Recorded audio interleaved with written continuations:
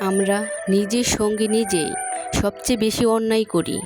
অন্যের খুশির জন্য ভাবতে ভাবতে নিজের ভালো থাকাটাই ভুলে যাই।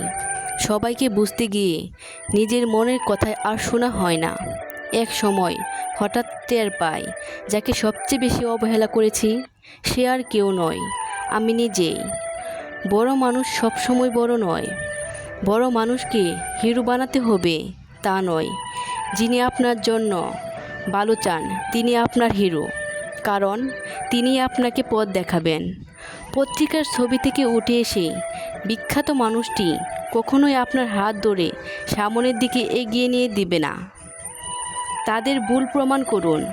যারা বলে আপনি পারবেন না, আপনার প্রথম দায়িত্ব হচ্ছে তাদের ভুল প্রমাণ করা।